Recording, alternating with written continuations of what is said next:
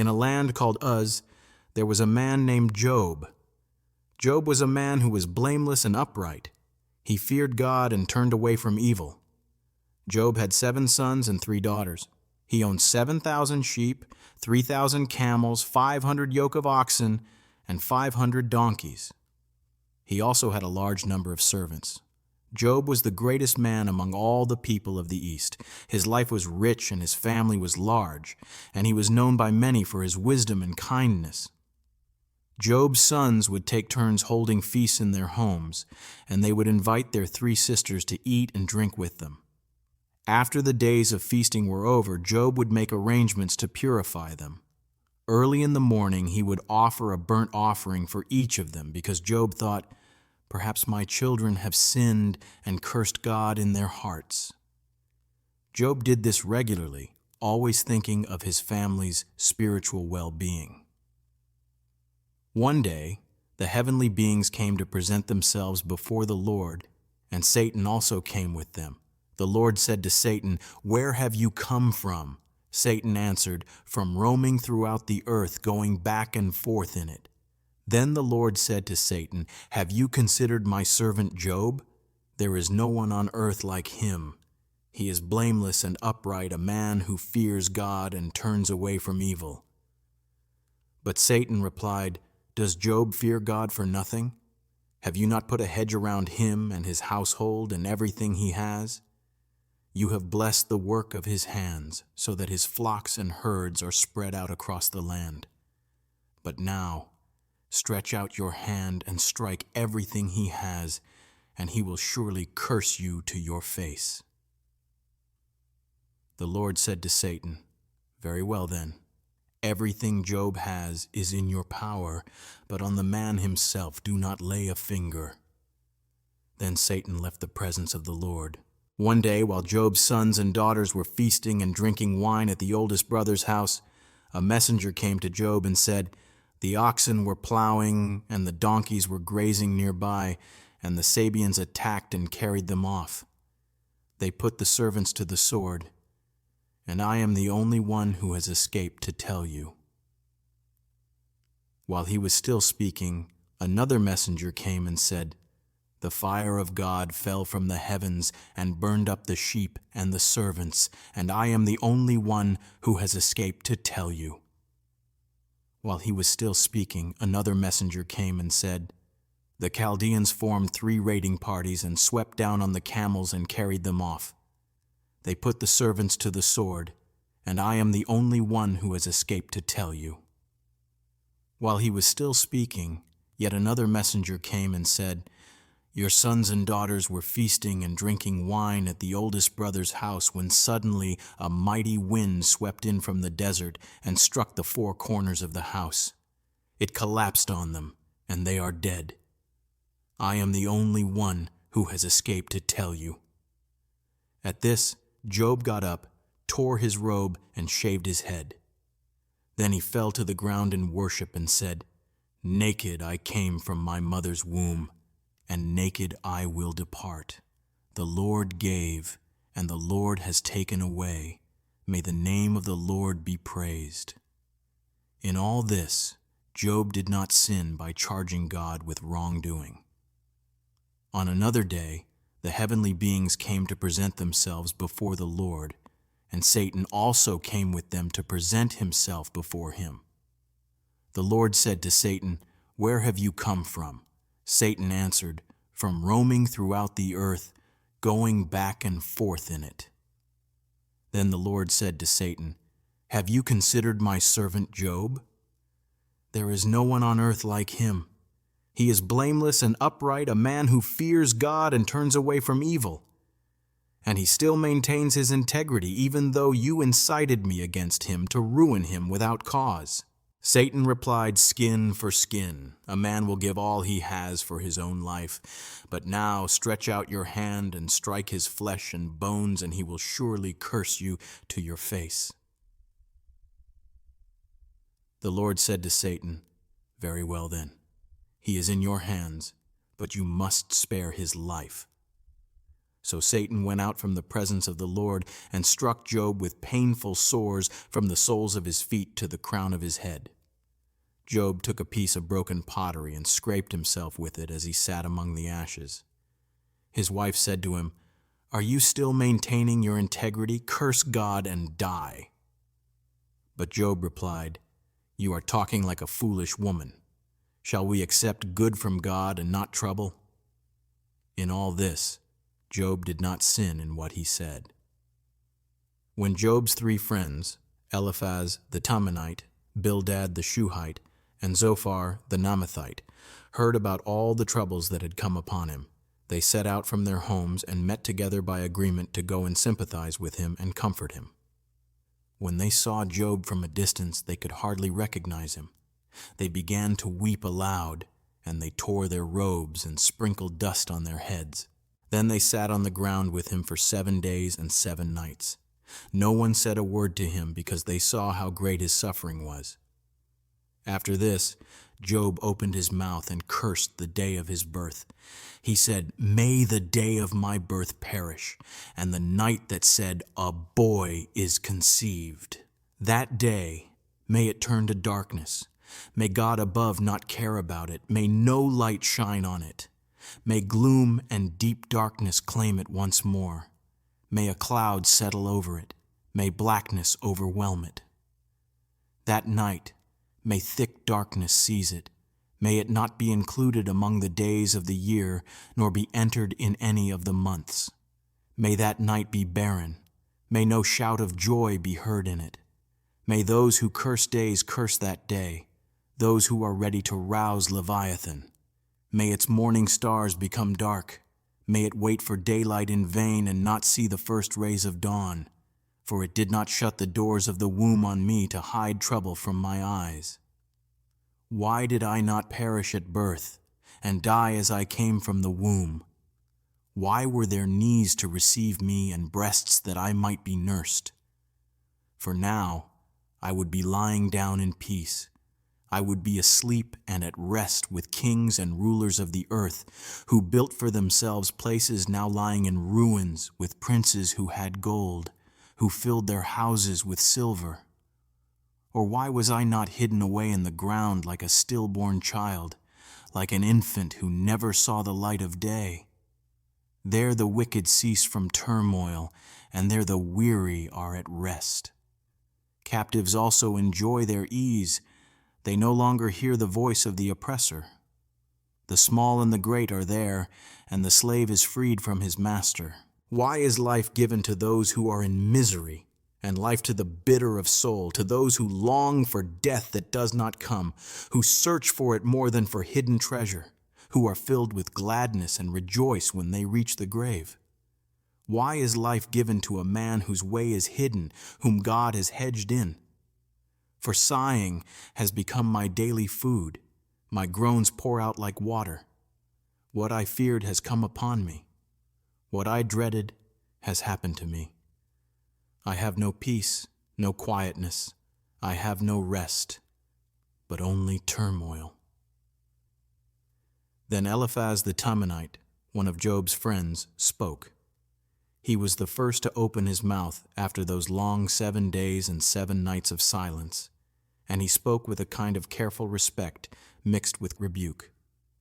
Eliphaz began by saying, "If someone tries to speak with you, will you become impatient? But who can keep from speaking?" He could no longer hold back his words. He felt that he had to say something, even though he knew Job might not like it. He continued, "Think about it, Job. You have taught many people. You have given strength to weak hands. Your words have supported those who were stumbling. You have made shaky knees strong. But now trouble comes to you, and you are discouraged.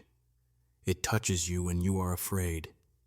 Shouldn't your respect for God be your confidence and the integrity of your ways be your hope?" Eliphaz looked at Job, almost as if he could not believe the man before him was the same strong and wise teacher he knew. Then he said, "Think about this, Job. Who that is innocent has ever perished? Where were the upright ever destroyed? As I have seen it, those who plow trouble and sow wickedness reap the same.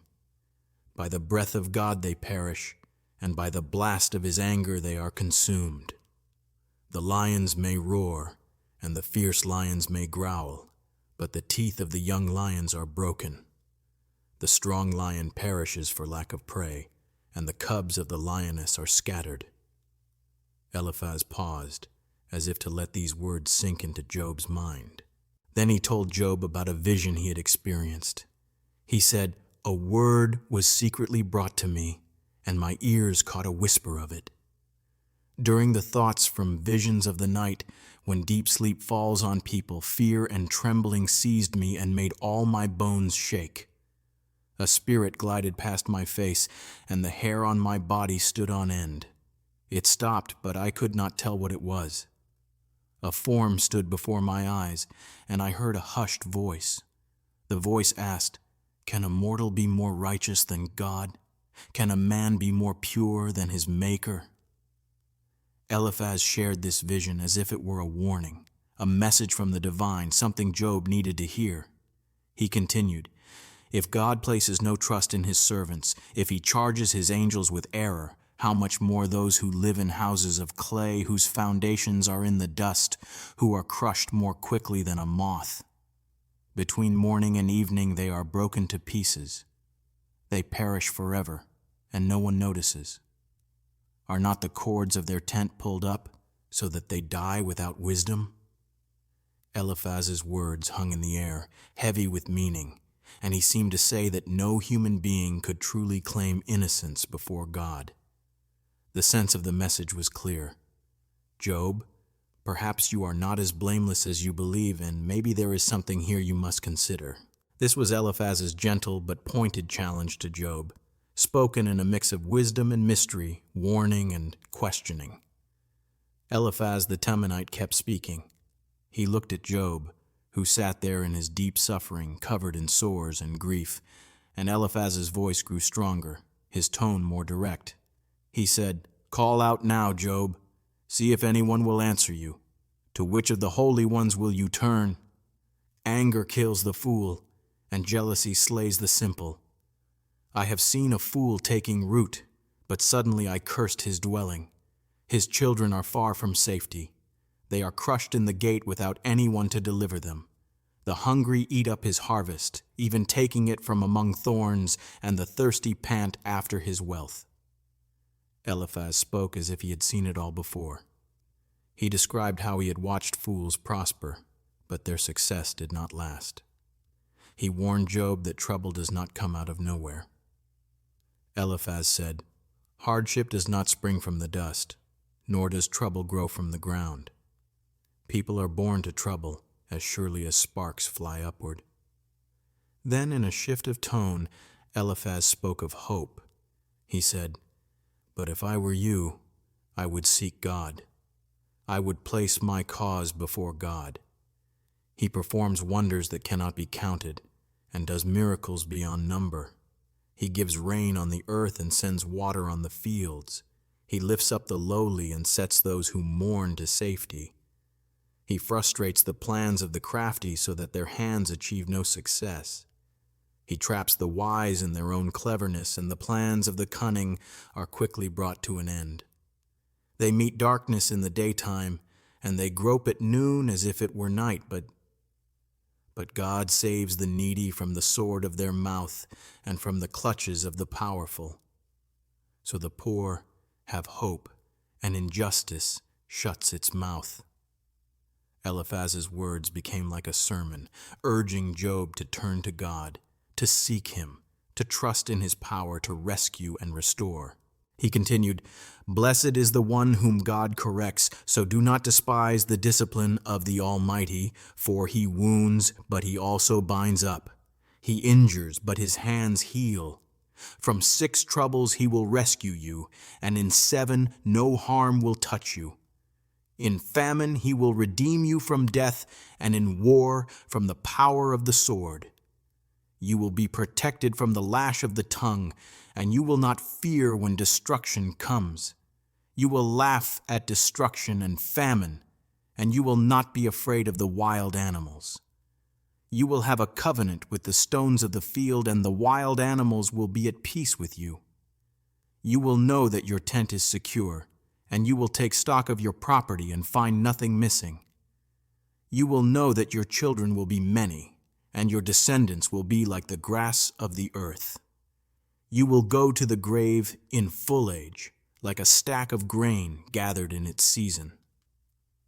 Eliphaz then leaned forward and concluded, "We have examined this, and it is true. So hear it and apply it to yourself."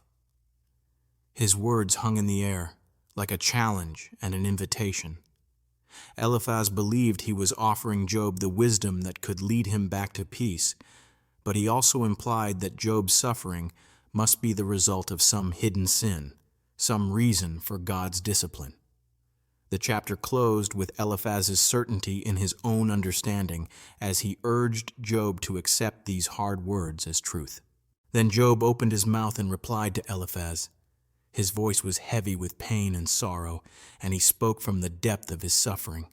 Job said, "If only my anguish could be weighed and all my misery be placed on the scales, it would surely outweigh the sand of the seas.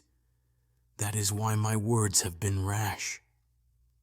Job's heart was overwhelmed, and he explained why his words seemed so wild and bitter. He said, "The arrows of the Almighty are in me. My spirit drinks in their poison. God's terrors are lined up against me. Does a wild donkey bray when it has grass, or does an ox bellow when it has fodder? Is tasteless food eaten without salt? Is there any flavor in the white of an egg? I refuse to touch it. Such food makes me sick." Job longed for release from his pain. He cried out, "Oh, that I might have my request, that God would grant what I hope for, that he would be willing to crush me, to let loose his hand and cut off my life. Then I would still have this comfort, that I had not denied the words of the Holy One, even though I have suffered so much." Job's voice was full of sorrow as he continued, "What strength do I have that I should still hope? What future do I have that I should be patient? Do I have the strength of stones? Is my flesh made of bronze?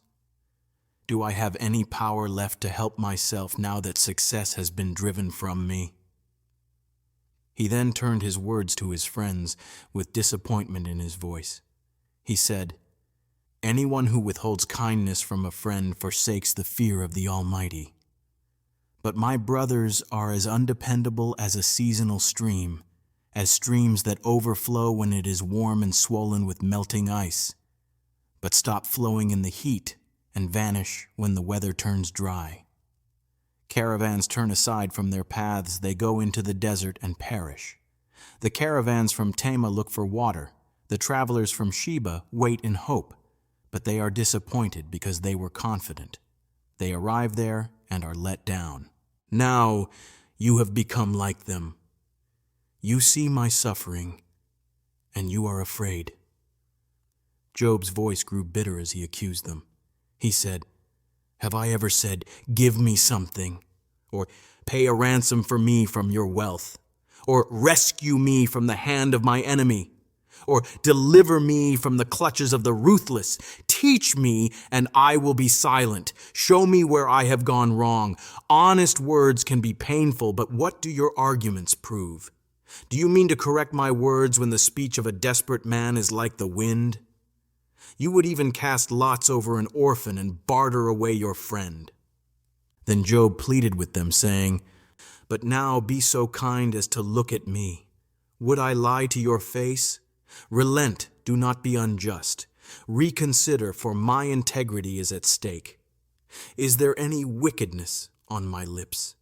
Can my mouth not discern malice?" Job continued to speak. His words were filled with deep pain and weariness. He said, "Do not people have hard service on earth? Are not their days like those of hired laborers, like a slave longing for the evening shadows, or a hired worker waiting for their pay? So I have been allotted months of emptiness, and nights of misery have been assigned to me. When I lie down, I think, how long before I get up? The night drags on, and I toss and turn until dawn. And Job described the state of his body in his suffering. He said, "My body is clothed with worms and scabs. My skin is broken and festering. My days are swifter than a weaver's shuttle, and they come to an end without hope." Then Job turned his thoughts to God, and he cried out in his distress. He said, "Remember, O God, that my life is but a breath. My eyes will never see happiness again. The eye that now sees me will see me no longer. You will look for me, but I will be no more. As a cloud vanishes and is gone, so one who goes down to the grave does not return. They will never come to their house again. Their place will know them no more." Job's grief overflowed, and he said, "Therefore, I will not keep silent. I will speak out in the anguish of my spirit. I will complain in the bitterness of my soul. Am I the sea or the monster of the deep that you put me under guard? When I think my bed will comfort me and my couch will ease my complaint, even then you frighten me with dreams and terrify me with visions. I would prefer to be strangled and die than to suffer like this. I despise my life. I would not live forever. Let me alone. My days have no meaning." Job questioned God, asking, "What is mankind that you make so much of them, that you give them so much attention, that you examine them every morning and test them every moment? Will you never look away from me or let me alone even for an instant? If I have sinned, what have I done to you, you who see everything we do? Why have you made me your target? Have I become a burden to you? Why do you not pardon my offense and forgive my sin? For soon I will lie down in the dust, and you will search for me, but I will be no more." Then Bildad the Shuhite, another of Job's friends, spoke. He leaned forward, his voice carrying a different tone from Eliphaz's, perhaps sharper, perhaps more direct. Bildad said, "How long will you say such things? Your words are like a strong wind. Does God pervert justice? Does the Almighty twist what is right? If your children have sinned against him, he gave them over to the penalty of their sin. But if you will seek God earnestly and plead with the Almighty, if you are pure and upright, even now he will rise up on your behalf and restore you to your rightful place. Your beginnings might have been small, but your future will be very great." Bildad spoke with the confidence of someone who believed in a simple cause and effect relationship between human actions and God's justice. He urged Job to look to the past. He said, "Ask the former generation and pay attention to what their ancestors discovered. For we were born only yesterday and know nothing, and our days on earth are like a shadow. Will they not teach you and tell you and bring forth words from their understanding?" Bildad gave examples from nature to make his point. He said, "Can papyrus grow tall where there is no marsh? Can reeds thrive without water? While still growing and not yet cut down, they wither more quickly than grass. Such is the destiny of all who forget God. So perishes the hope of the godless. What they trust in is fragile. What they rely on is a spider's web. They lean on it, but it does not hold. They cling to it, but it gives way. They are like a well-watered plant in the sunshine, spreading its shoots over the garden. Its roots entwine around a pile of rocks, and it looks for a place among the stones. But when it is uprooted, that place denies it and says, 'I never saw you.' Surely its life withers away, and from the soil other plants grow." Bildad then spoke with confidence, as if he were offering a simple solution to Job's suffering. He said, "Surely God does not reject a blameless person or strengthen the hands of evildoers. He will yet fill your mouth with laughter and your lips with shouts of joy. Those who hate you will be clothed with shame, and the tent of the wicked will be no more. His words were spoken as if they were a certainty, but they carried the sting of judgment, as if he were saying that Job must have done something wrong, otherwise this suffering would not have come. Bildad's message was clear. If Job would repent and seek God, his fortunes would be restored. Then Job answered, his voice quiet yet firm, heavy with the weight of his suffering. Job said, "Indeed, I know that this is true. But how can a mortal be righteous before God? Even if someone wanted to argue their case with him, they could not answer him 1 time out of 1,000.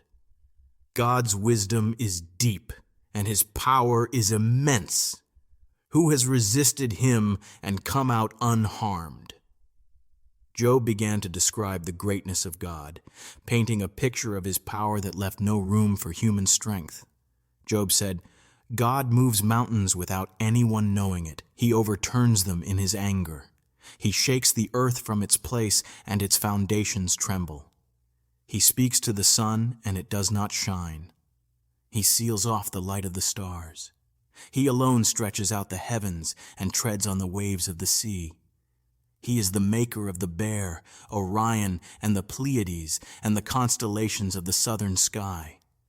He performs wonders that cannot be understood, miracles that cannot be counted." Job continued with a sense of helplessness in his voice. He said, "When God passes by me, I cannot see him. When he moves on, I do not notice him.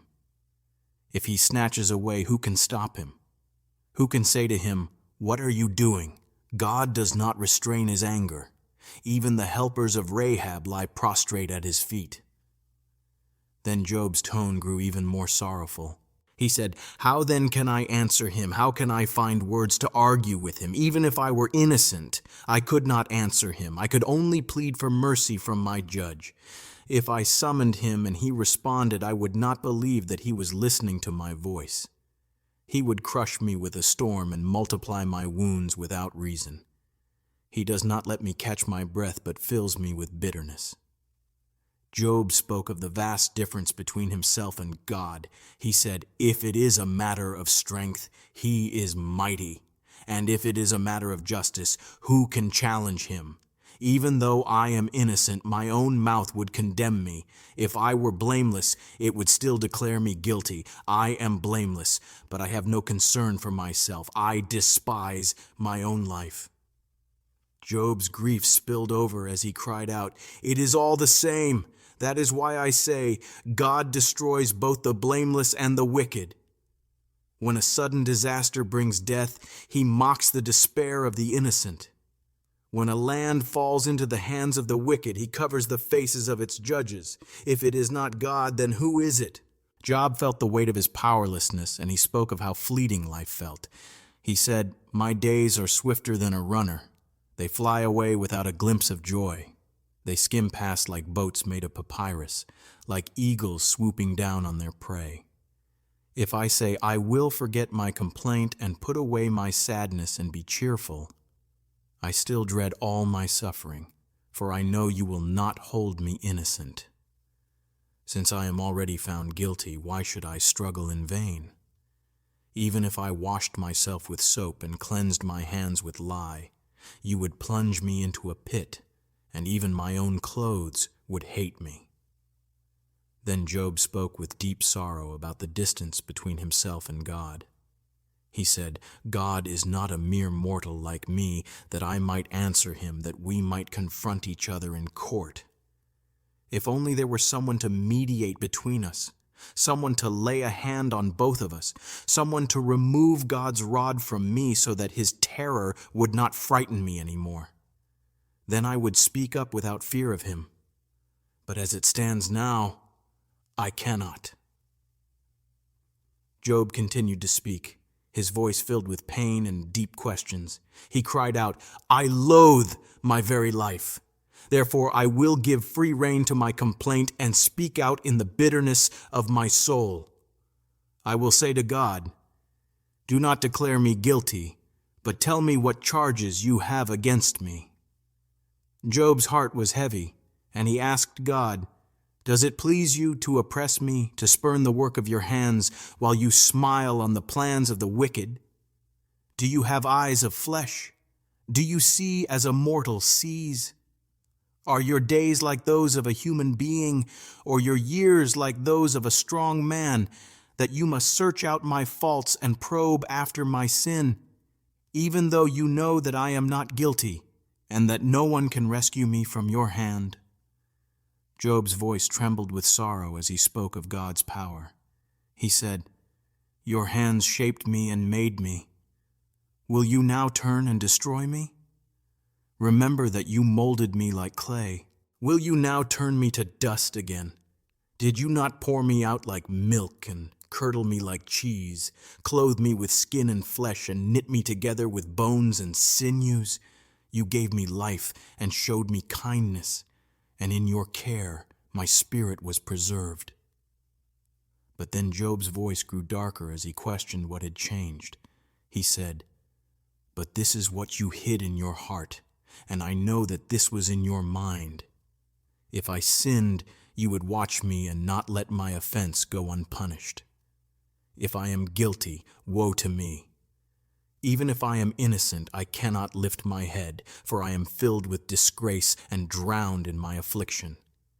If I hold my head high, you stalk me like a lion and again display your awesome power against me. You bring new witnesses against me and increase your anger toward me. Your forces come against me wave after wave." Job's heart cried out in despair. He said, "Why then did you bring me out of the womb? I wish I had died before any eye saw me. If only I had never come into being, or had been carried straight from the womb to the grave. Are not my days almost over? Turn away from me so I can have a moment's joy before I go to the place of no return, to the land of gloom and utter darkness, to the land of deepest night, of utter darkness and disorder, where even the light is like darkness."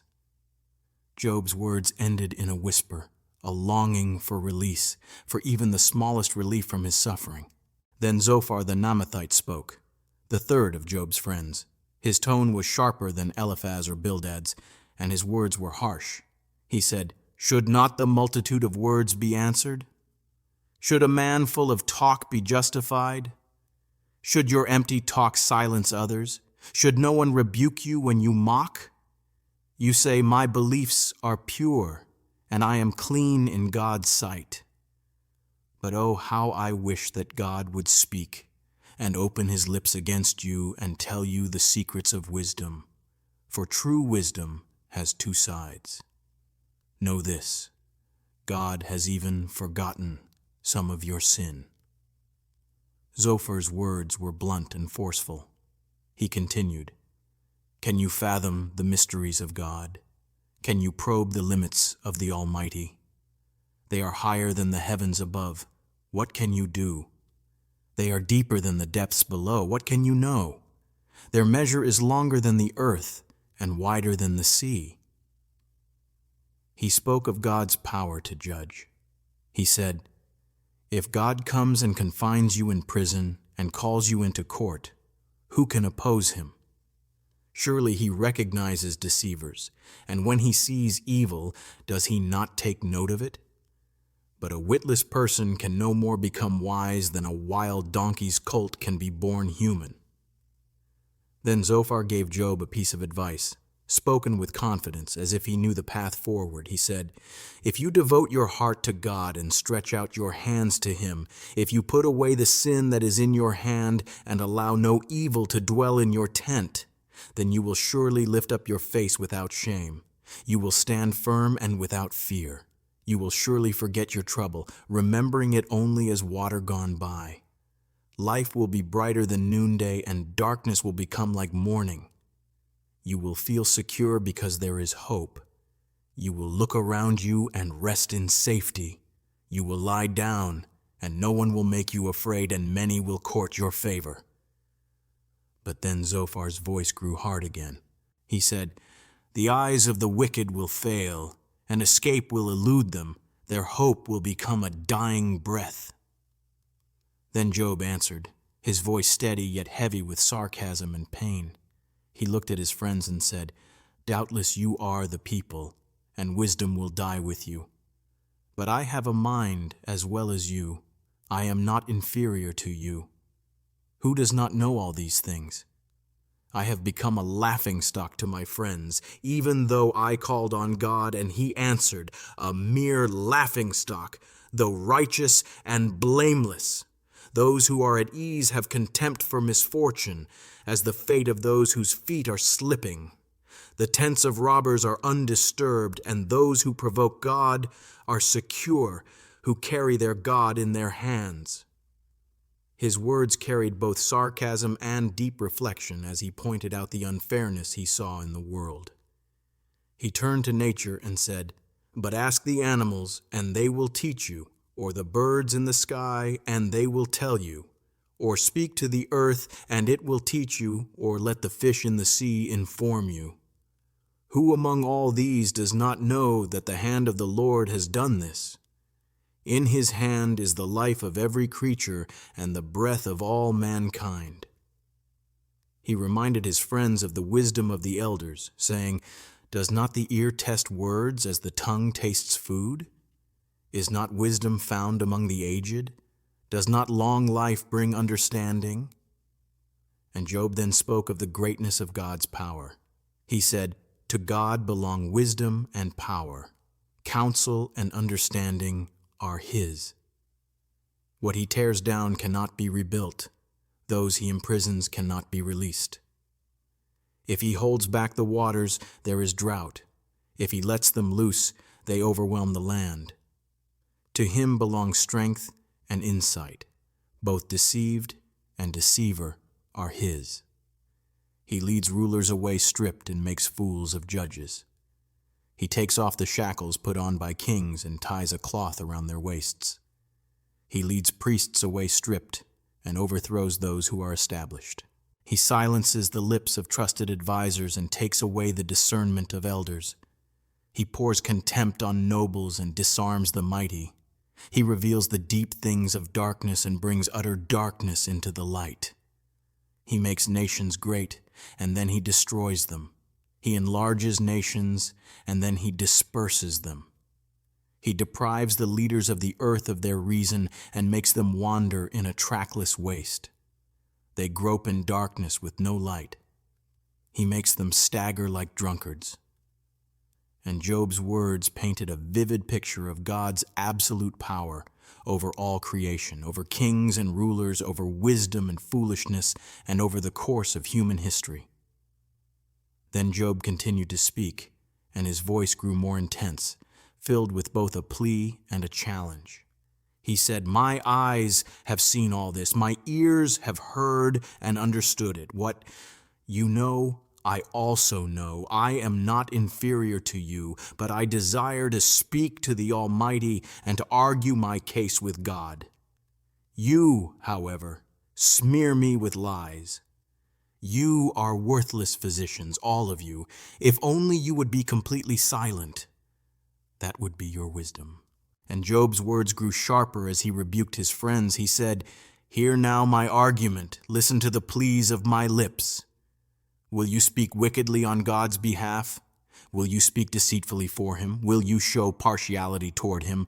Will you argue the case for God? Would it turn out well if he examined you? Could you deceive him as you might deceive a mortal? He would surely call you to account if you secretly showed partiality. Would not his majesty terrify you, and would not the dread of him fall on you? Your maxims are proverbs of ashes. Your defenses are defenses of clay." Then Job pleaded with them, "Be silent. Leave me alone so I may speak, and let come to me what may. Why do I put myself in jeopardy and take my life in my hands? Though he slay me, yet will I hope in him. I will surely defend my ways to his face. Indeed, this will turn out for my deliverance, for no godless person would dare come before him. Listen carefully to what I say. Let my words ring in your ears. Now that I have prepared my case, I know I will be vindicated. Can anyone bring charges against me? If so, I will be silent and die." Then Job turned his words to God. His voice trembled with both fear and longing. He said, "Only grant me these two things, God, and then I will not hide from you. Withdraw your hand far from me, and do not let your terror frighten me. Then summon me, and I will answer, or let me speak, and you reply to me. How many wrongs and sins have I committed? Show me my offense and my sin. Why do you hide your face and consider me your enemy? Will you torment a windblown leaf? Will you chase after dry chaff? For you write down bitter things against me and make me reap the sins of my youth. You fasten my feet in shackles. You keep close watch on all my paths by putting marks on the soles of my feet." And Job's voice became a whisper as he spoke of human frailty.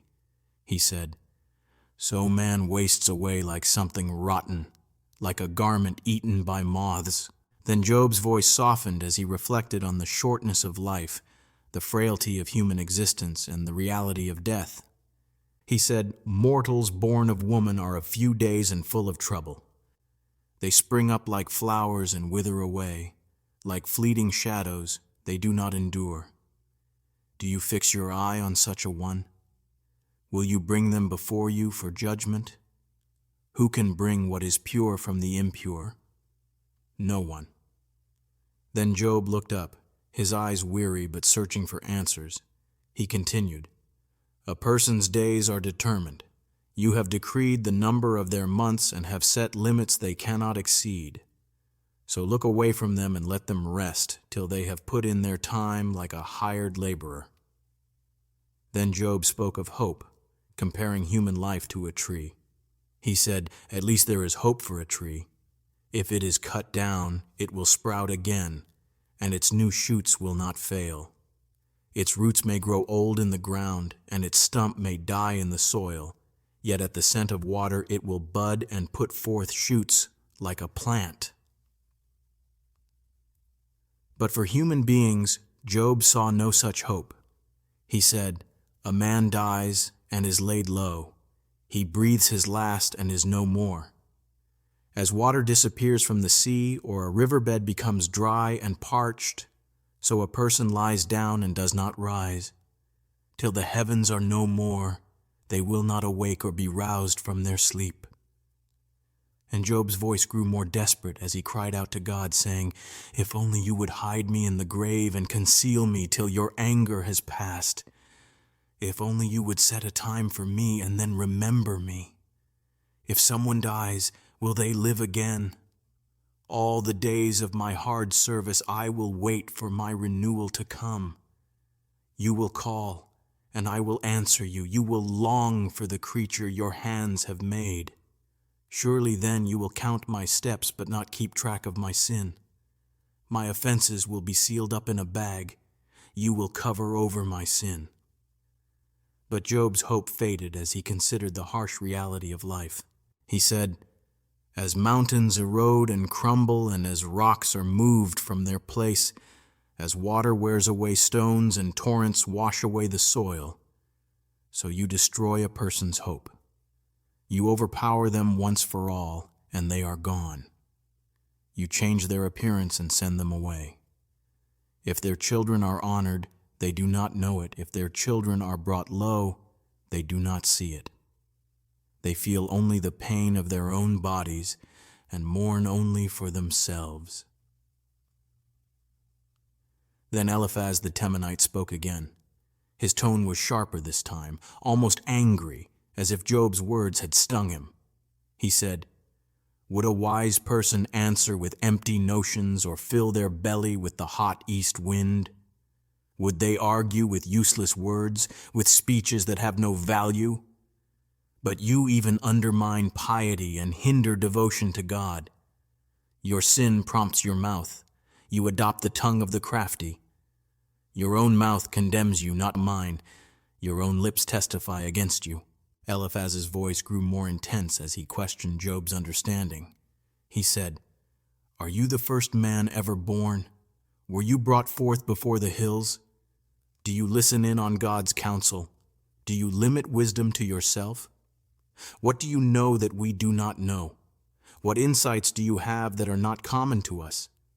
The gray-haired and the aged are on our side, men even older than your father. Eliphaz challenged Job's rejection of their advice, saying, Are God's consolations not enough for you, words spoken gently to you? Why has your heart carried you away, and why do your eyes flash, so that you vent your anger against God and pour out such words from your mouth? Eliphaz then spoke of the nature of humanity. He said, What are mortals that they could be pure, or those born of woman that they could be righteous? If God places no trust in his holy ones, if even the heavens are not pure in his eyes, how much less mortals, who are vile and corrupt, who drink up evil like water? His words painted a grim picture of the wicked. He said, Listen to me, and I will explain. Let me tell you what I have seen, what wise men have declared, hiding nothing received from their ancestors, to whom alone the land was given when no foreigners moved among them. All their days the wicked are in torment, the ruthless through all the years stored up for them. Terrors sound in their ears. When all seems well, marauders attack them. They despair of escaping the darkness. They are marked for the sword.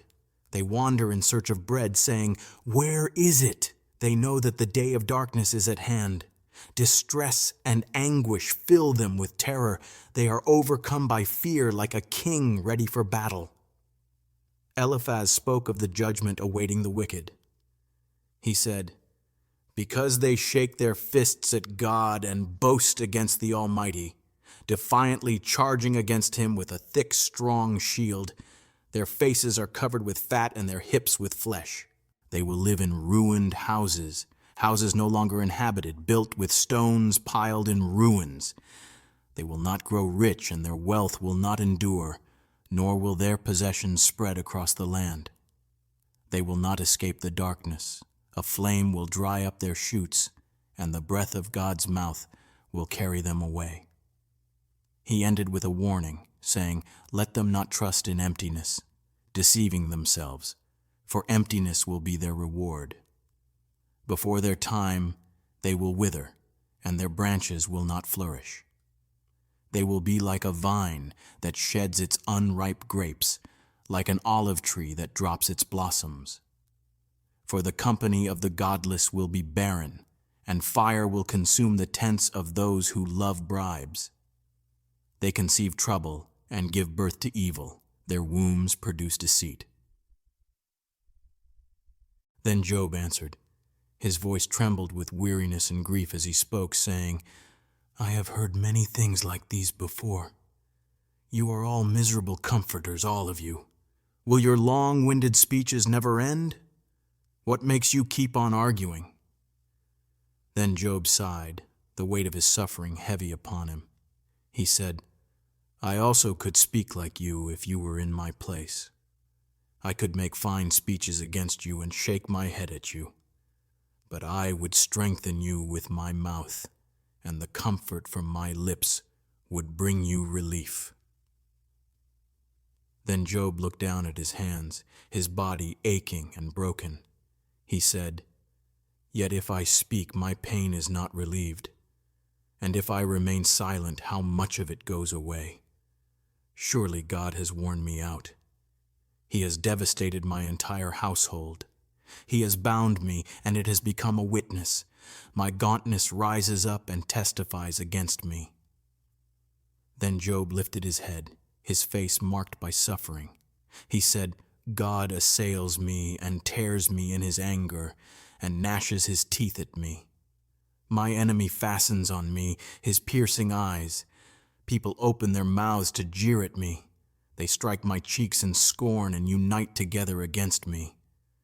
God has turned me over to the ungodly and thrown me into the clutches of the wicked. Then Job's voice became more broken as he described his agony. He said, All was well with me, but God shattered me. He seized me by the neck and crushed me. He has made me his target. His archers surround me. Without pity, he pierces my kidneys and spills my gall on the ground. Again and again, he bursts upon me. He rushes at me like a warrior. Then Job's voice became quiet, filled with sadness. He said, I have sewed sackcloth over my skin and buried my face in the dust. My face is red with weeping, and deep shadows ring my eyes. Yet my hands have been free of violence, and my prayer is pure. Then Job lifted his voice to the heavens and cried, Earth, do not cover my blood. May my cry never be laid to rest. Even now my witness is in heaven. My advocate is on high. My friends scorn me, but my eyes pour out tears to God. Let him plead for a man with God as one pleads for a friend. Then Job's words grew softer, filled with a sense of time slipping away. He said, Only a few years will pass before I take the path of no return. Then Job continued his lament, his voice tired and full of sorrow. He said, My spirit is broken. My days are cut short. The grave awaits me. Surely mockers surround me. My eyes must dwell on their hostility.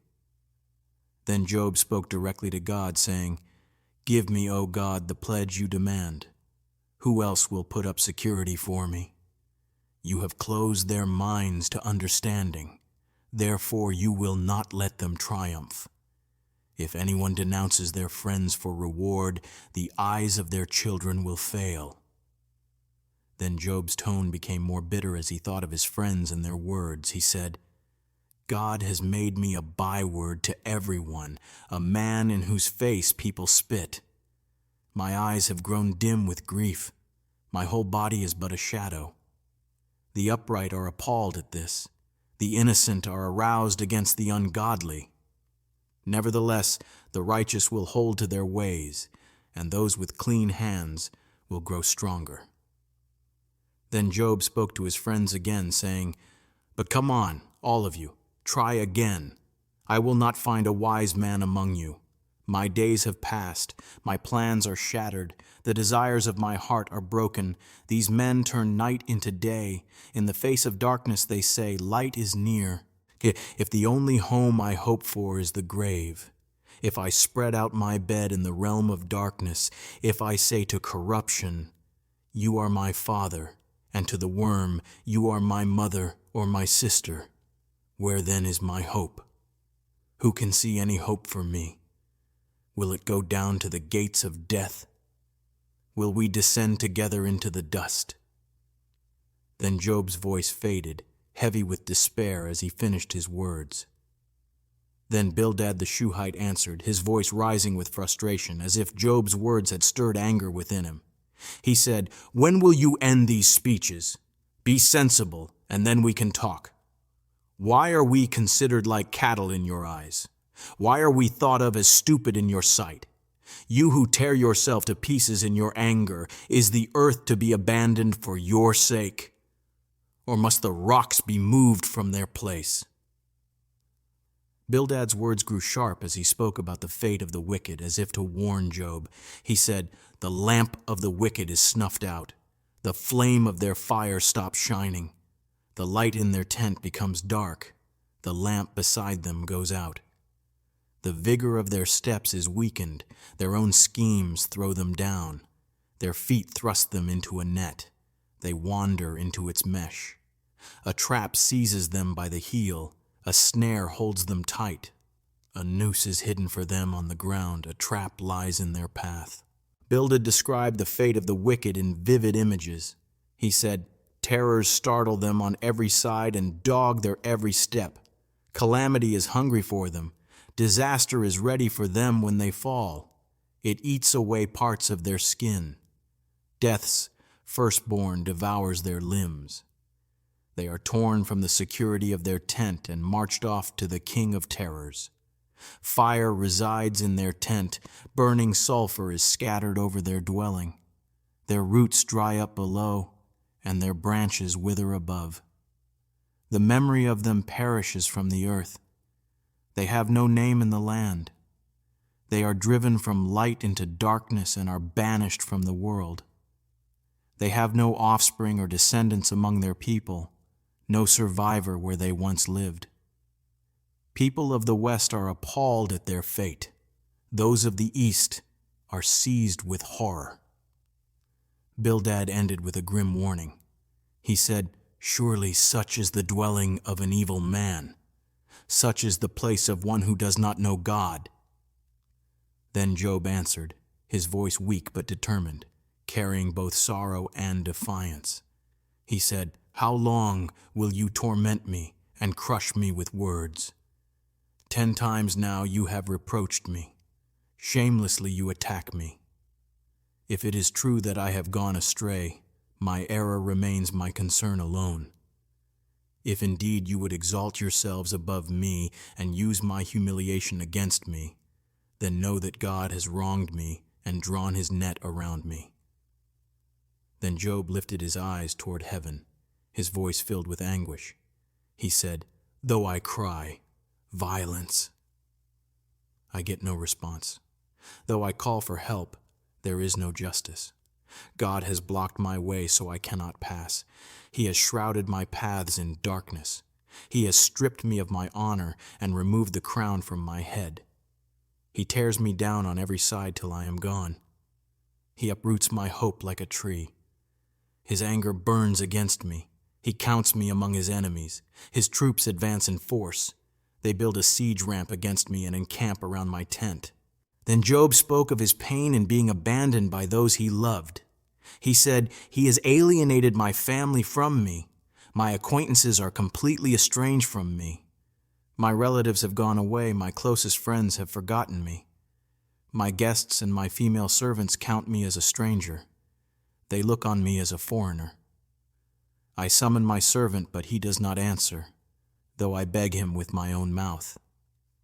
My breath is offensive to my wife. I am loathsome to my own family. Even the little boys scorn me. When I appear, they speak against me. All my intimate friends detest me. Those I love have turned against me. I am nothing but skin and bones. I have escaped only by the skin of my teeth." Then Job, with tears in his voice, pleaded with his friends. He said, "Have pity on me, my friends, have pity, for the hand of God has struck me. Why do you pursue me as God does? Will you never get enough of my flesh?" Then Job's voice grew stronger as he cried out in hope, saying, "Oh, that my words were recorded, that they were written on a scroll, that they were inscribed with an iron tool on lead or engraved in rock forever. I know that my Redeemer lives, and that in the end he will stand on the earth. And after my skin has been destroyed, yet in my flesh I will see God. I myself will see him with my own eyes, I, and not another. How my heart yearns within me." Then Job turned back to his friends with a warning. He said, "If you say, 'How we will hound him, since the root of the trouble lies in him,' you should fear the sword yourselves, for wrath will bring punishment by the sword, and then you will know that there is judgment." Then Zophar the Naamathite answered, his tone sharp and filled with indignation, as if Job's words had provoked him deeply. He said, "My troubled thoughts make me reply, because I am greatly disturbed. I hear a rebuke that dishonors me, and my understanding moves me to answer." Zophar spoke as if he were certain of the fate of the wicked, and his words flowed with strong conviction. He said, "Surely you know how it has been from of old, ever since mankind was placed on the earth, that the mirth of the wicked is brief, the joy of the godless lasts but a moment. Though their pride reaches to the heavens and their head touches the clouds, they will perish forever, like their own dung. Those who have seen them will say, 'Where are they?' Like a dream they will fly away, never to be found. They will vanish like a vision in the night. The eye that saw them will not see them again. Their place will look for them, but they will be gone." Zophar described the fall of the wicked in vivid pictures, saying, "Their children must make amends to the poor. Their own hands must give back their wealth. The youthful vigor that fills their bones will lie with them in the dust. Though evil is sweet in their mouth, and they hide it under their tongue, though they cannot bear to let it go and keep it in their mouth, yet their food will turn sour in their stomach.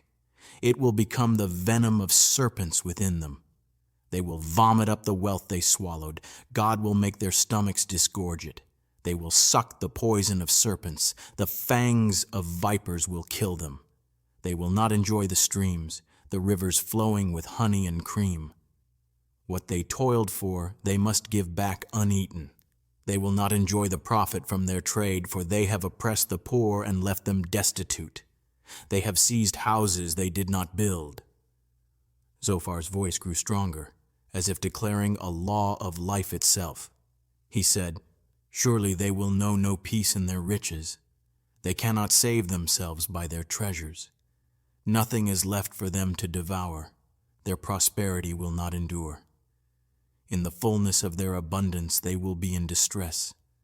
The full force of misery will come upon them. When they have filled their bellies, God will vent his burning anger against them and rain down his blows on them.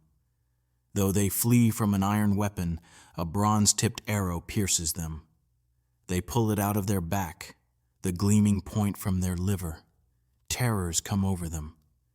Total darkness lies in wait for their treasures. A fire unfanned will consume them and devour what is left in their tents. The heavens will expose their guilt. The earth will rise up against them. A flood will carry off their house, rushing waters on the day of God's wrath." Zophar concluded with a final solemn declaration, saying, "This is the portion God allots the wicked, the heritage appointed for them by God." Then Job answered, his voice filled with quiet strength, though his heart ached from the weight of his suffering. He said, "Listen carefully to my words. Let this be your comfort to me. Bear with me while I speak, and after I have spoken, you may mock. Is my complaint directed at a human being? Why should I not be impatient?" Then Job lifted his eyes, his voice sharp with frustration as he questioned the fairness of life. He said, "Look at me and be appalled. Put your hands over your mouths in shock. When I think about this, I am terrified. Trembling seizes my body.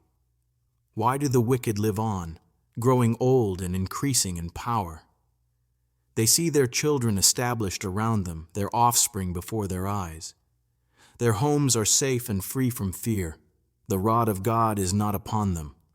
Their bulls breed without fail. Their cows calve and do not miscarry. They send forth their children as a flock. Their little ones dance about. They sing to the music of timbrel and lyre. They make merry to the sound of the pipe.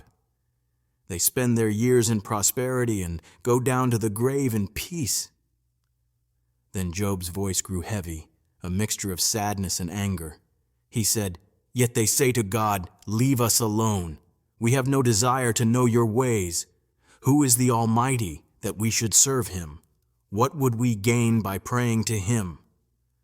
But their prosperity is not in their own hands, so I keep far from the plans of the wicked." Then Job spoke as if warning his friends against simplistic answers. He said, "Yet how often is the lamp of the wicked snuffed out? How often does calamity come upon them, the fate God allots in his anger? How often are they like straw before the wind, like chaff swept away by a storm?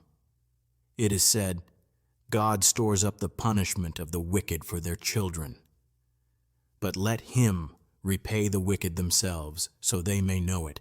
Let their own eyes see their destruction. Let them drink the cup of the wrath of the Almighty. For what do they care about the families they leave behind when their allotted months come to an end?" Then Job's voice softened as he reflected on human mortality. He said, "Can anyone teach knowledge to God, since he judges even the highest? One person dies in full vigor, completely secure and at ease, well-nourished and with bones rich with marrow. Another dies in bitterness of soul, never having enjoyed anything good. Side by side they lie in the dust, and worms cover them both." Then Job addressed his friends again, his voice carrying a warning. He said, "I know full well what you are thinking, the schemes by which you would wrong me. You say, 'Where now is the house of the great, the tents where the wicked lived?' Have you never questioned those who travel? Have you not listened to their accounts? They will tell you that the wicked are spared from the day of calamity, that they are delivered from the day of wrath. Who denounces their conduct to their face? Who repays them for what they have done? They are carried to the grave, and watch is kept over their tombs. The soil in the valley is sweet to them. Everyone follows after them, and countless others go before them. So how can you comfort me with your nonsense? Nothing is left of your answers but falsehood." Then Eliphaz the Temanite answered, his voice rising with accusation as if he could no longer tolerate Job's defense. He said, "Can a man be of benefit to God? Can even a wise person benefit him? What pleasure would it give the Almighty if you were righteous? What would he gain if your ways were blameless?" Then Eliphaz's voice sharpened as he accused Job of sin. He said, "Is it for your piety that he rebukes you and brings charges against you? Is not your wickedness great? Are not your sins endless? You have demanded security from your relatives for no reason. You have stripped people of their clothing, leaving them naked. You have given no water to the weary, and you have withheld food from the hungry. Though you were a powerful man, owning land, and an honored person living in it, you sent widows away empty-handed and broke the strength of the fatherless. That is why snares are all around you, why sudden peril terrifies you, why darkness covers you so that you cannot see, and why a flood of water overwhelms you." Eliphaz described God's greatness as if to remind Job of his smallness. He said, "Is not God in the heights of heaven? And see how lofty are the highest stars. Yet you say, 'What does God know? Does he judge through such darkness?' Thick clouds veil him, so he does not see us as he goes about in the vaulted heavens. Will you keep to the old path that the wicked have trod? They were carried off before their time, their foundations washed away by a flood. They said to God, 'Leave us alone. What can the Almighty do to us?' Yet it was he who filled their houses with good things. So I will have nothing to do with that kind of thinking." Eliphaz urged Job to repent. He said, "The righteous see and rejoice. The innocent mock them, saying, 'Surely our foes are destroyed, and fire devours their wealth.' Submit to God and be at peace with him. In this way prosperity will come to you. Accept instruction from his mouth and lay up his words in your heart. If you return to the Almighty, you will be restored. If you remove wickedness far from your tent and assign your treasures to the dust, the gold of Ophir to the rocks in the ravines, then the Almighty will be your gold, the choicest silver for you." Eliphaz painted a picture of blessings to come. He said, "Surely then you will find delight in the Almighty and will lift up your face to God. You will pray to him, and he will hear you, and you will fulfill your vows. What you decide on will be done, and light will shine on your ways. When people are brought low and you say, 'Lift them up,' then God will save the humble.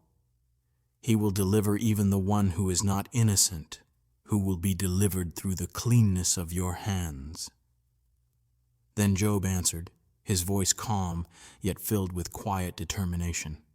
He said, "Even today my complaint is bitter. His hand is heavy in spite of my groaning. If only I knew where to find him. If only I could go to his dwelling. I would state my case before him and fill my mouth with arguments. I would find out what he would answer me and consider what he would say to me. Would he vigorously oppose me? No, he would not press charges against me. There the upright can present their case before him, and I would be delivered forever from my judge." Then Job's voice softened, as if speaking to himself, filled with longing. He said, "But if I go to the east, he is not there. If I go to the west, I do not find him. When he is at work in the north, I do not see him. When he turns to the south, I catch no glimpse of him." Then Job's tone grew stronger as he clung to his integrity. He said, "But he knows the way that I take. When he has tested me, I will come forth as gold. My feet have closely followed his steps. I have kept to his way without turning aside. I have not departed from the commands of his lips. I have treasured the words of his mouth more than my daily bread." Then Job spoke of God's power and sovereignty. He said, "But he stands alone, and who can oppose him? He does whatever he pleases. He carries out his decree against me, and many such plans he still has in store. That is why I am terrified before him. When I think of all this, I fear him. God has made my heart faint. The Almighty has terrified me. Yet I am not silenced by the darkness, by the thick darkness that covers my face." Then Job continued speaking, his voice steady, yet filled with sorrow and deep reflection. He said, "Why does the Almighty not set times for judgment? Why do those who know him never see his days of justice?" Then Job began to describe the injustice he saw in the world, the pain of the oppressed, and the seeming freedom of the wicked. He said, "There are those who move boundary stones. They steal flocks and pasture them. They drive away the orphan's donkey and take the widow's ox in pledge. They push the needy off the road. The poor of the land are forced into hiding."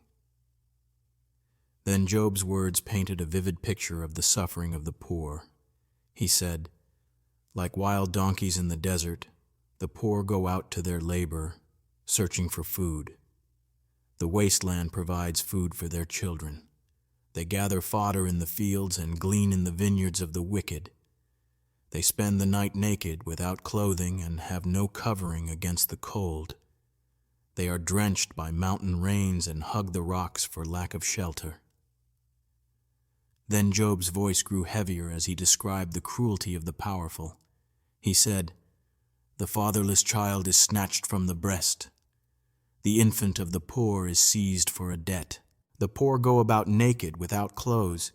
They carry the sheaves, but still go hungry. They crush olives among the terraces. They tread the winepresses, yet suffer thirst. The groans of the dying rise from the city, and the souls of the wounded cry out for help, but God charges no one with wrongdoing." Then Job questioned the seeming injustice of life. He said, "There are those who rebel against the light, who do not know its ways or stay in its paths. When daylight is gone, the murderer rises to kill the poor and needy. In the night, he is like a thief. The eye of the adulterer watches for dusk, thinking, 'No one will see me,' and he keeps his face hidden.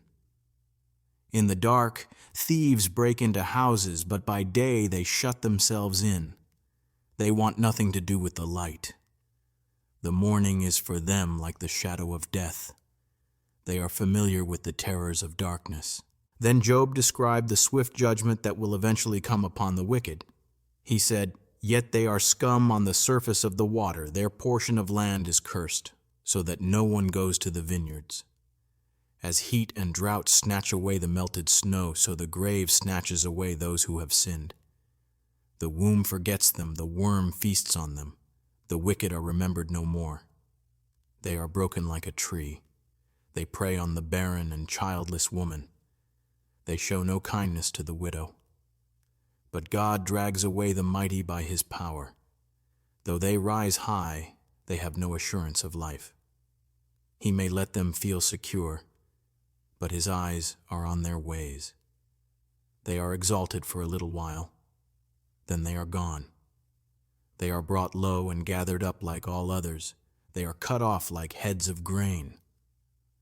Then Job finished this chapter with a challenge. He said, "If this is not so, who can prove me false and reduce my words to nothing?" Then Bildad the Shuhite answered. his voice shorter and sharper this time, as if his patience had worn thin. He said, "Dominion and awe belong to God. He establishes order in the heights of heaven. Can his forces be numbered? On whom does his light not rise?" Bildad reminded Job of the greatness of God and the smallness of humanity. He said, "How then can a mortal be righteous before God? How can one born of woman be pure? If even the moon is not bright and the stars are not pure in his sight, how much less a mortal who is but a maggot, a human being who is only a worm?" His words were brief, almost cutting, as if they were meant to silence Job completely by emphasizing the gap between God's glory and human frailty. Then Job responded, his voice filled with a quiet but firm tone, as if reflecting on the shallowness of Bildad's words. Then Job said, "How you have helped the powerless! How you have saved the arm that is feeble! What advice you have offered to one without wisdom! And what great insight you have displayed! Who has helped you utter these words? And whose spirit spoke from your mouth?" Then Job lifted his eyes to the heavens, and his voice grew soft and awe-filled as he spoke of the greatness of God's creation. Then Job said, "The dead are in deep anguish, those beneath the waters and all that live in them.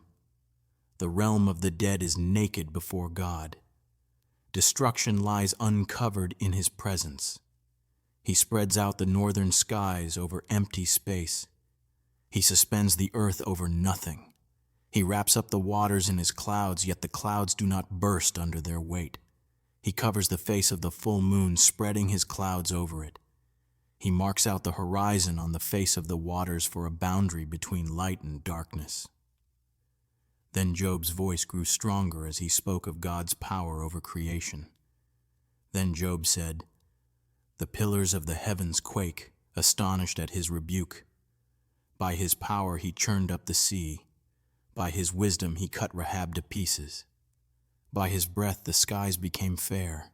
His hand pierced the gliding serpent." Then Job paused, and his voice softened into a whisper of awe and humility. Then Job said, "And these are but the outer edges of his works. How faint the whisper we hear of him! Who then can understand the thunder of his power?" Then Job continued speaking, lifting his voice with steady resolve, as if he were standing before God and man to defend his integrity.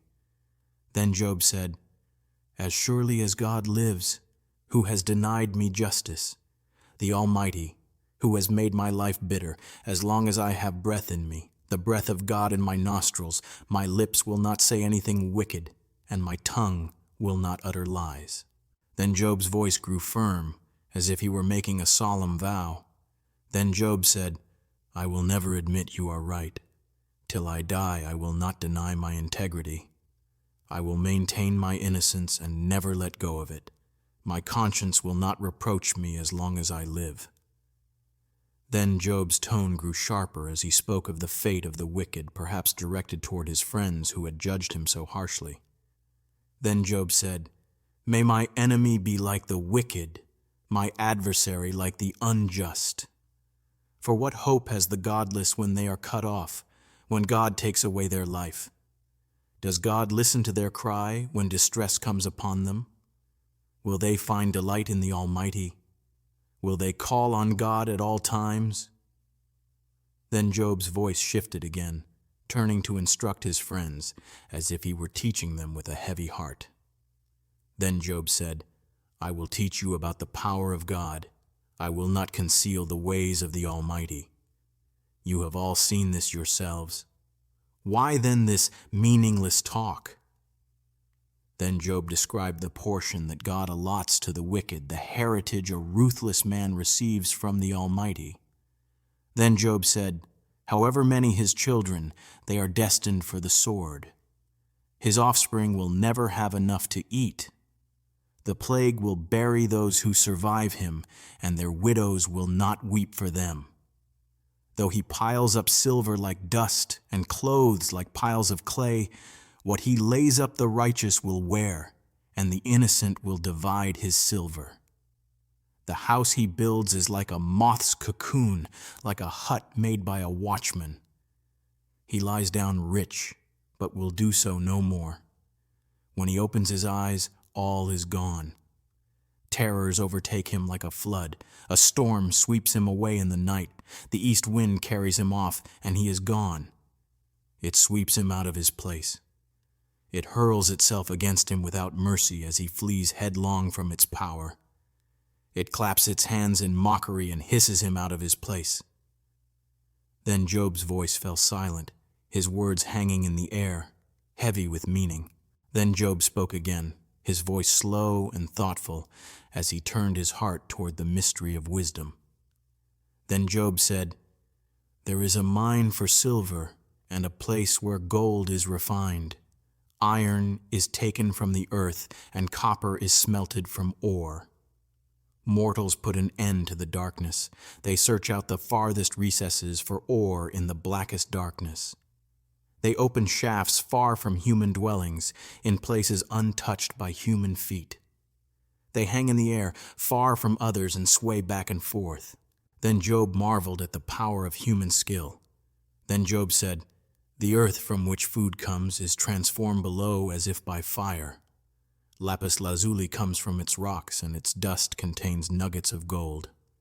No bird of prey knows that hidden path. No falcon's eye has seen it. Proud beasts do not set foot on it, and no lion prowls there. People assault the flinty rock with their hands and lay bare the roots of the mountains. They tunnel through the rock. Their eyes see all its treasures. They search the sources of rivers and bring hidden things to light." Then Job's voice grew quiet as he asked the great question. Then Job said, "But where can wisdom be found? Where does understanding dwell? No mortal comprehends its worth. It cannot be found in the land of the living. The deep says, 'It is not in me,' and the sea says, 'It is not with me.' It cannot be bought with the finest gold, nor can its price be weighed out in silver. It cannot be bought with the gold of Ophir, with precious onyx or lapis lazuli. Gold and crystal cannot compare with it, nor can it be exchanged for jewels of fine gold. Coral and jasper are not worthy of mention. The price of wisdom is beyond rubies. The topaz of Cush cannot compare with it. It cannot be bought with pure gold." Then Job lifted his voice in a whisper of wonder. Then Job said, "Where then does wisdom come from? Where does understanding dwell? It is hidden from the eyes of every living thing, concealed even from the birds in the sky. Destruction and death say, 'Only a rumor of it has reached our ears.'" Then Job answered his own question with quiet reverence. Then Job said, "God understands the way to it, and he alone knows where it dwells. For he views the ends of the earth and sees everything under the heavens. When he established the force of the wind and measured out the waters, when he made a decree for the rain and a path for the thunderstorm, then he looked at wisdom and appraised it. He confirmed it and tested it. And he said to the human race, 'The fear of the Lord, that is wisdom, and to shun evil is understanding.'" Then Job continued speaking, his voice filled with longing as he remembered his former days of prosperity. Then Job said, "How I long for the months gone by, for the days when God watched over me, when his lamp shone on my head, and by his light I walked through darkness. Oh, for the days when I was in my prime, when God's intimate friendship blessed my house, when the Almighty was still with me, and my children were around me, when my path was drenched with cream, and the rock poured out streams of olive oil for me." Then Job's voice grew brighter as he recalled the honor he once had. Then Job said, "When I went to the gate of the city, and took my seat in the public square, the young men saw me and stepped aside, and the old men rose to their feet. The chief men refrained from speaking and covered their mouths with their hands. The voices of the nobles were hushed, and their tongues stuck to the roofs of their mouths. Whoever heard me spoke well of me, and those who saw me commended me. Then Job described the reason for the respect he had. Then Job said, "Because I rescued the poor who cried for help, and the fatherless who had no one to assist them. The one who was dying blessed me. I made the widow's heart sing. I put on righteousness as my clothing. Justice was my robe and my turban. I was eyes to the blind and feet to the lame. I was a father to the needy. I took up the case of the stranger. I broke the fangs of the wicked and snatched the victims from their teeth." Then Job's voice softened into a sigh of deep sorrow. Then Job said, "I thought, I will die in my own house, my days as numerous as the grains of sand.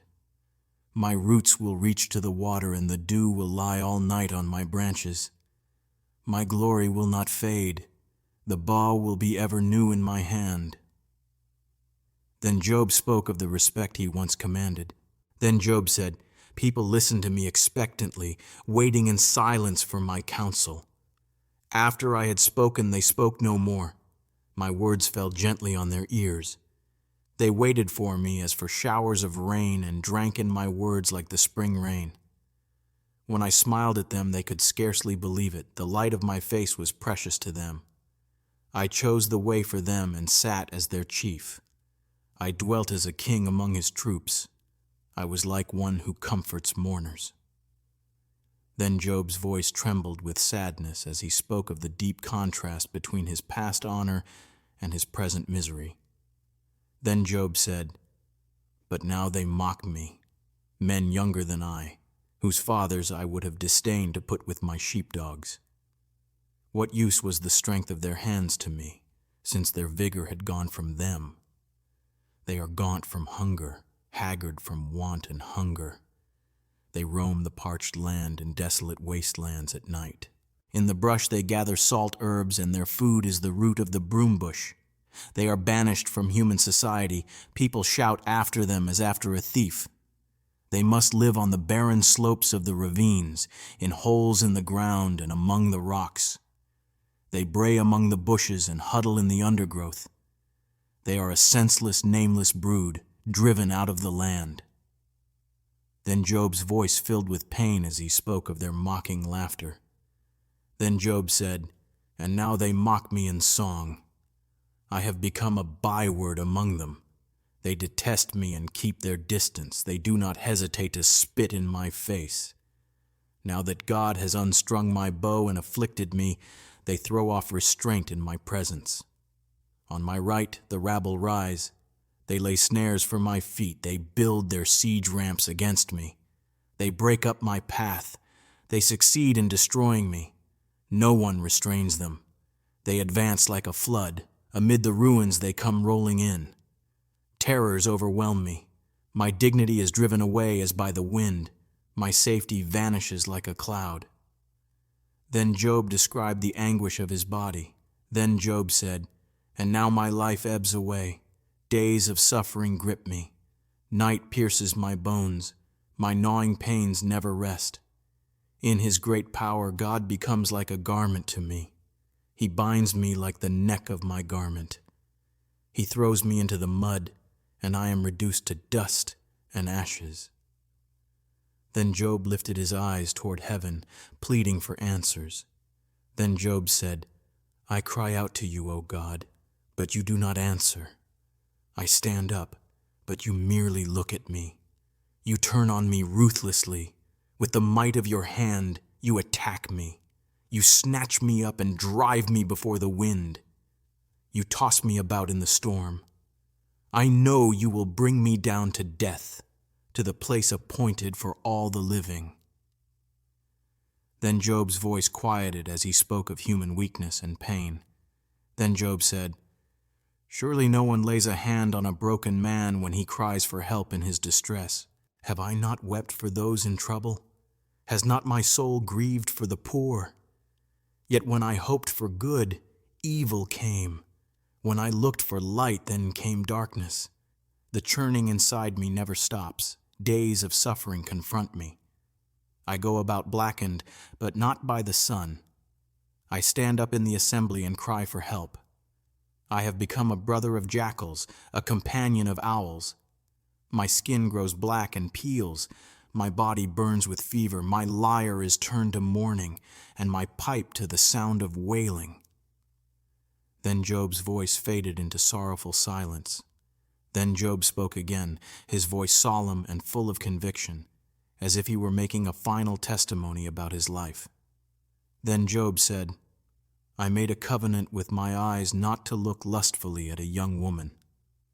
For what is our lot from God above, our heritage from the Almighty on high? Is it not ruin for the wicked, disaster for those who do wrong? Does he not see my ways and count my every step? Then Job declared his innocence line by line, as if he were standing before God as a witness to his own life. Then Job said, If I have walked with falsehood or my foot has hurried after deceit, let God weigh me in honest scales, and he will know that I am blameless. If my steps have turned from the path, if my heart has been led by my eyes, or if my hands have been defiled, then may others eat what I have sown, and may my crops be uprooted. Then Job spoke of purity in relationships. Then Job said, If my heart has been enticed by a woman, or if I have lurked at my neighbor's door, then may my wife grind another man's grain, and may other men sleep with her. For that would have been shameful, a sin to be judged. It is a fire that burns to destruction. It would have uprooted my harvest. Then Job declared his fairness to his servants. Then Job said, If I have denied justice to any of my male or female servants when they had a grievance against me, what will I do when God confronts me? What will I answer when called to account? Did not he who made me in the womb make them? Did not the same God form us both within our mothers? Then Job's voice grew tender as he spoke of his care for the poor.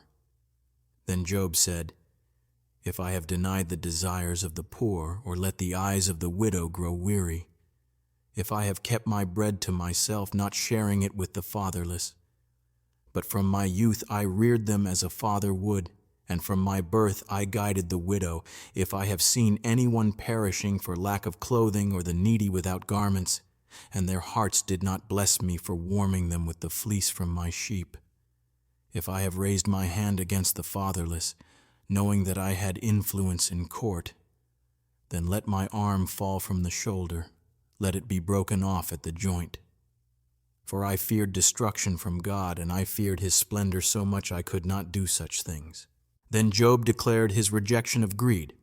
Then Job said, If I have put my trust in gold, or said to pure gold, You are my security, if I have rejoiced over my great wealth, the fortune my hands had gained, if I have regarded the sun in its radiance, or the moon moving in splendor, so that my heart was secretly enticed and my hand threw them a kiss in worship, these also would be sins to be judged, for I would have been unfaithful to God on high. Then Job spoke of his love for people, even enemies.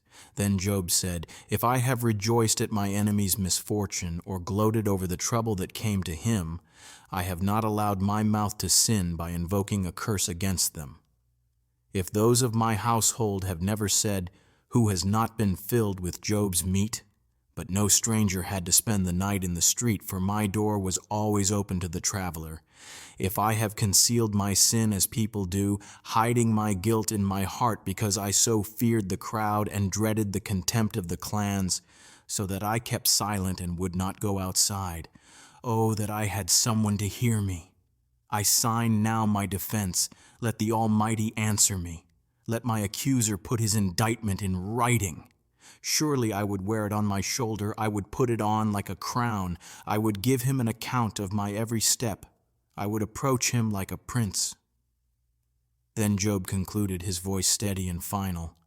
Then Job said, If my land cries out against me, and all its furrows are wet with tears, If I have devoured its yield without payment or broken the spirit of its tenants, then let briars come up instead of wheat and stinkweed instead of barley."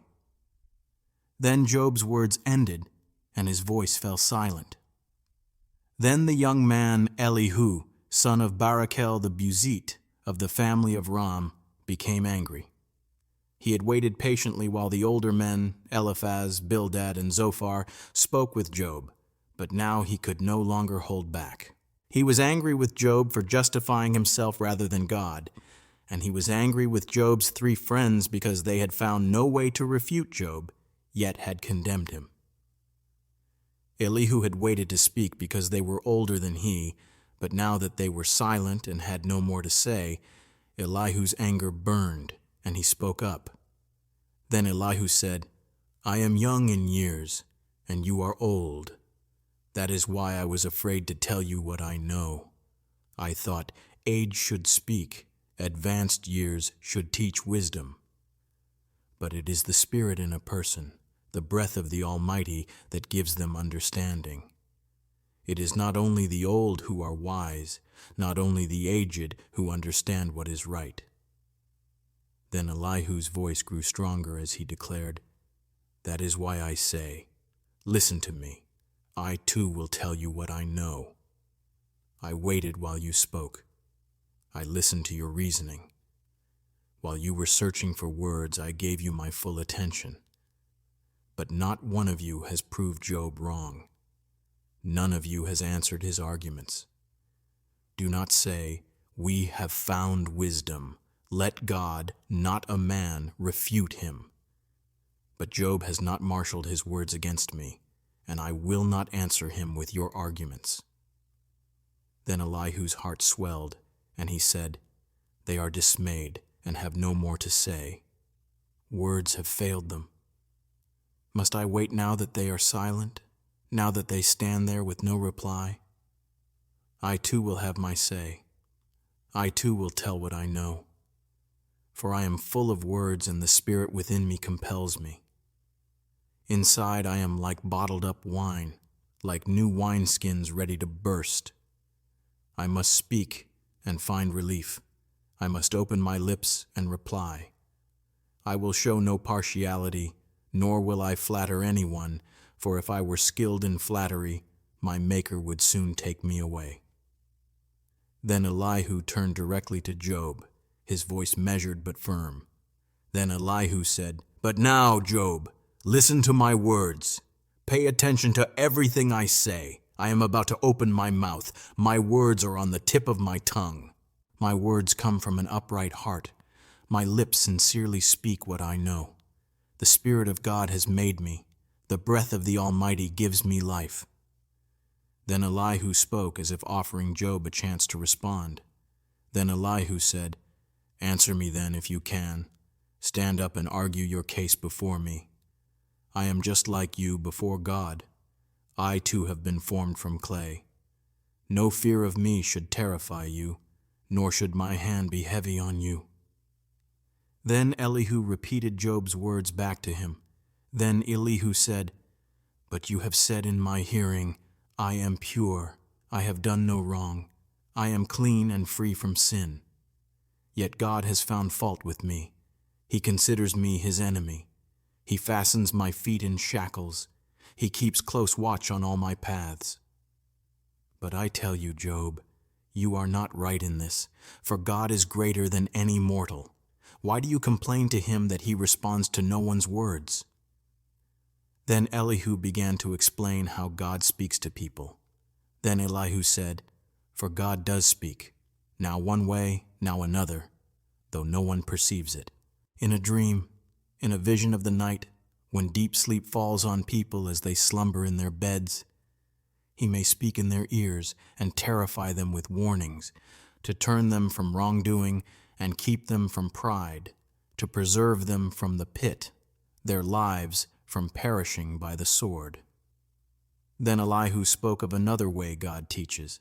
Then Elihu said, "Or someone may be chastened on a bed of pain with constant distress in their bones, so that their body finds food repulsive, and their soul loathes the choicest meal. Their flesh wastes away to nothing, and their bones, once hidden, now stick out. They draw near to the pit, and their life to the messengers of death." Then Elihu's voice brightened as he spoke of God's mercy. Then Elihu said, "Yet if there is an angel at their side, a messenger, one out of 1,000, sent to tell them how to be upright, and God is gracious to them and says, 'Spare them from going down to the pit,' I have found a ransom for them. Then their flesh is renewed like a child's. It is restored as in the days of their youth.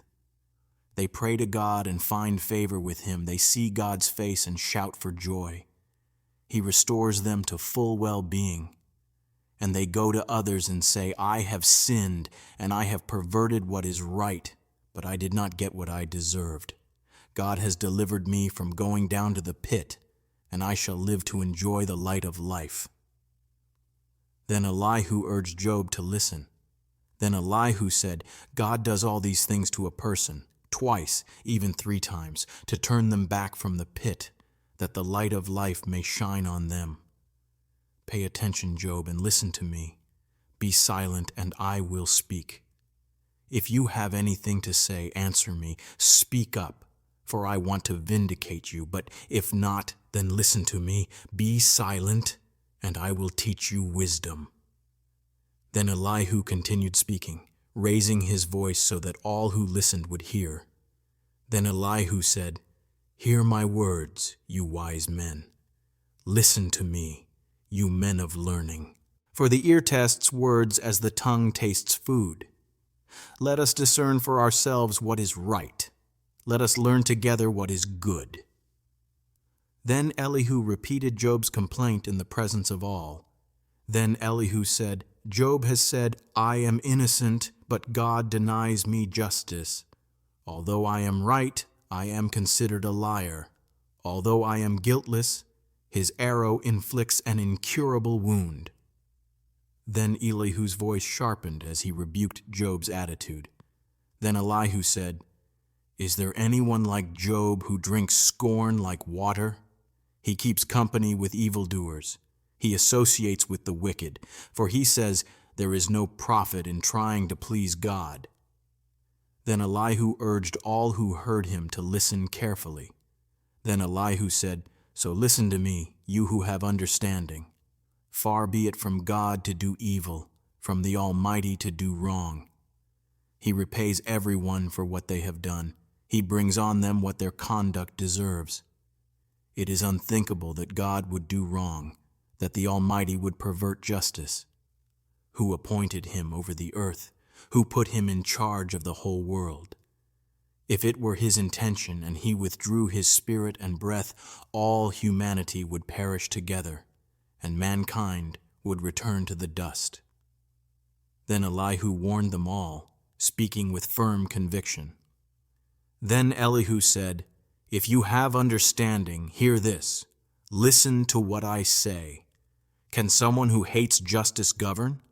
Will you condemn the just and mighty one? Is he not the one who says to kings, 'You are worthless,' and to nobles, 'You are wicked,' who shows no partiality to princes and does not favor the rich over the poor, for they are all the work of his hands. They die in an instant, in the middle of the night. The people are shaken and they pass away. The mighty are removed without human hand." Then Elihu declared God's watchfulness over humanity. Then Elihu said, "His eyes are on the ways of mortals. He sees their every step. There is no deep shadow, no utter darkness where evildoers can hide. God has no need to examine people further, that they should come before him for judgment. Without inquiry, he shatters the mighty and sets up others in their place. Because he takes note of their deeds, he overthrows them in the night, and they are crushed. He punishes them for their wickedness where everyone can see, because they turned from following him and had no regard for any of his ways. They caused the cry of the poor to come before him, so that he heard the cry of the afflicted." Then Elihu warned of the danger of refusing to repent. Then Elihu said, "But if God remains silent, who can condemn him? If he hides his face, who can see him? Yet he rules over both individuals and nations alike, to keep the godless from ruling, from laying snares for the people. Then Elihu urged Job to submit to God's wisdom. Then Elihu said, "Suppose someone says to God, 'I am guilty, but I will offend no more. Teach me what I cannot see. If I have done wrong, I will not do so again.' Should God then reward you on your terms when you refuse to repent? You must decide, not I. So tell me what you know." Then Elihu turned to the listeners, calling them to reason. Then Elihu said, "Men of understanding declare, wise men who hear me say to Job, 'He speaks without knowledge, his words lack insight.' Oh, that Job might be tested to the utmost for answering like a wicked man. To his sin he adds rebellion. Scornfully he claps his hands among us and multiplies his words against God." Then Elihu continued speaking, lifting his voice once more with firmness. Then Elihu said, "Do you think this is just? You say, 'I am in the right, not God.' Yet you ask, 'What advantage will it be to me? What profit will I gain by not sinning?' I would like to reply to you and to your friends with you." Then Elihu pointed to the heavens as he spoke. Then Elihu said, "Look up at the heavens and see. Gaze at the clouds so high above you. If you sin, how does that affect God? Even if your sins are many, what does that do to him? If you are righteous, what do you give to him, or what does he receive from your hand? Your wickedness only affects humans like yourself, and your righteousness only other people." Then Elihu reflected on the cries of the oppressed. Then Elihu said, "People cry out under a load of oppression. They plead for relief from the arm of the powerful, but no one says, 'Where is God my Maker, who gives songs in the night, who teaches us more than the beasts of the earth and makes us wiser than the birds in the sky?' They cry out, but he does not answer because of the pride of evil men. Indeed, God does not listen to their empty plea. The Almighty pays no attention to it." Then Elihu gave a final caution to Job. Then Elihu said, "How much less then will God listen when you say that you do not see him, that your case is before him and you must wait for him? And further, that his anger never punishes and he does not take the least notice of wickedness. So Job opens his mouth with empty talk. Without knowledge he multiplies words." Then Elihu continued speaking, his voice steady and full of youthful conviction. Then Elihu said, "Bear with me a little longer, and I will show you that there is more to be said in God's behalf. I get my knowledge from afar. I will ascribe justice to my Maker. Be assured that my words are not false. One who has perfect knowledge is with you." Then Elihu spoke of God's greatness and his care for the righteous. Then Elihu said, "God is mighty, but he does not despise anyone. He is mighty and firm in his purpose. He does not keep the wicked alive, but gives the afflicted their rights. He does not take his eyes off the righteous. He enthrones them with kings and exalts them forever. But if they are bound in chains, held fast by cords of affliction, he tells them what they have done, how they have sinned arrogantly. He makes them listen to correction and commands them to repent of their evil. If they obey and serve him, they will spend the rest of their days in prosperity and their years in contentment. But if they do not listen, they will perish by the sword and die without knowledge." Then Elihu warned against stubbornness. Then Elihu said, "The godless in heart harbor resentment. Even when he fetters them, they do not cry for help. They die in their youth, among male prostitutes in the temples. But those who suffer, God delivers in their suffering. He speaks to them in their affliction." Then Elihu encouraged Job to listen. Then Elihu said, "He is wooing you from the jaws of distress to a spacious place free from restriction. to the comfort of your table laden with choice food. But now you are laden with the judgment due the wicked. Judgment and justice have taken hold of you. Be careful that no one entices you by riches. Do not let a large bribe turn you aside. Would your wealth or even all your mighty efforts sustain you, so you would not be in distress? Then Elihu's voice grew firm as he urged Job to turn to God. Then Elihu said, "Do not long for the night to drag people away from their homes. Beware of turning to evil, which you seem to prefer to affliction. God is exalted in his power. Who is a teacher like him?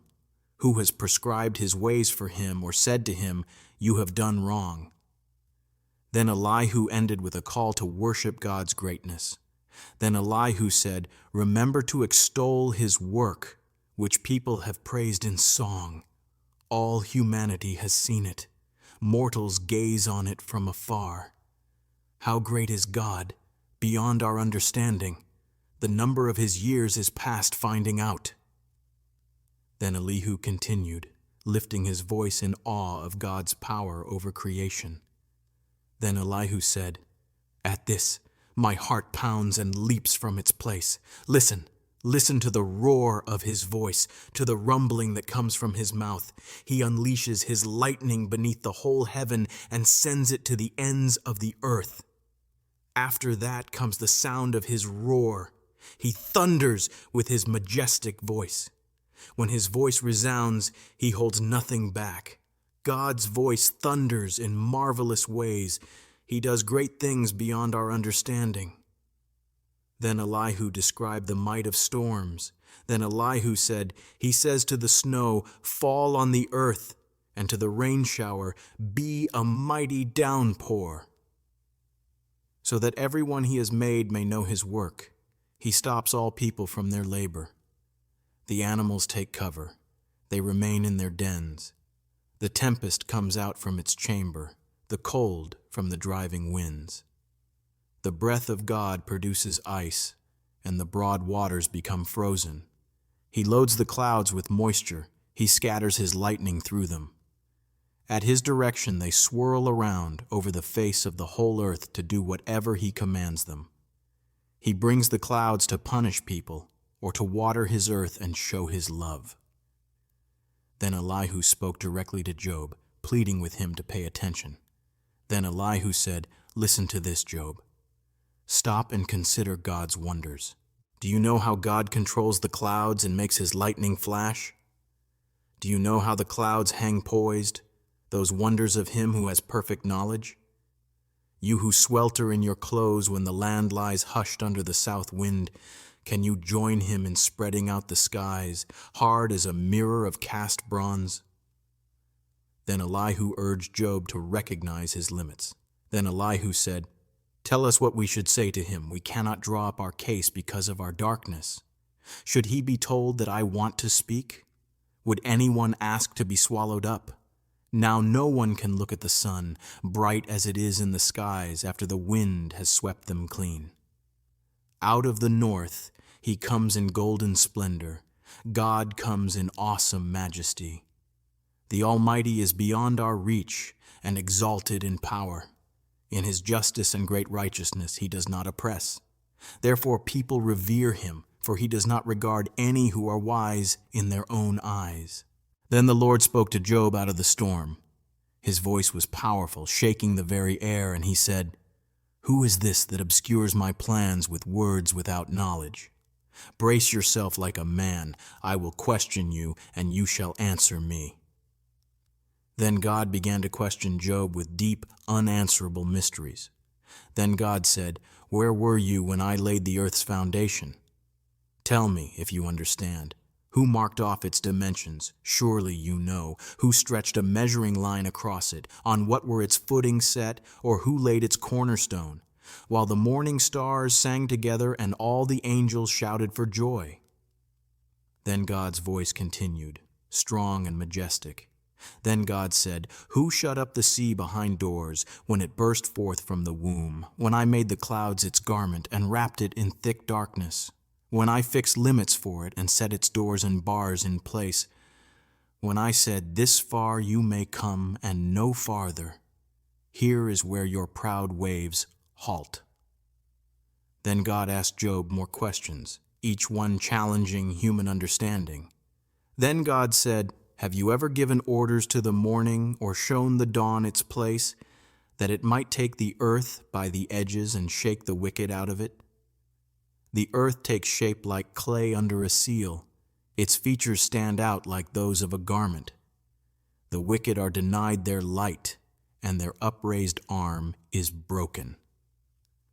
Then God asked about the depths and heights of creation. Then God said, "Have you journeyed to the springs of the sea or walked in the recesses of the deep? Have the gates of death been shown to you? Have you seen the gates of the deepest darkness? Have you comprehended the vast expanses of the earth? Tell me if you know all this." God's questions continued, one after another, each revealing the greatness of his creation and Job's smallness in comparison. Then the Lord continued speaking, his voice rolling like thunder, asking Job about the creatures of the earth. Then God said, "Do you know when the mountain goats give birth? Do you watch when the doe bears her fawn? Do you count the months till they bear? Do you know the time they give birth? They crouch down and bring forth their young. Their labor pains are ended. Their young thrive and grow strong in the wilds. They leave and do not return." Then God's questions moved to the freedom of wild animals.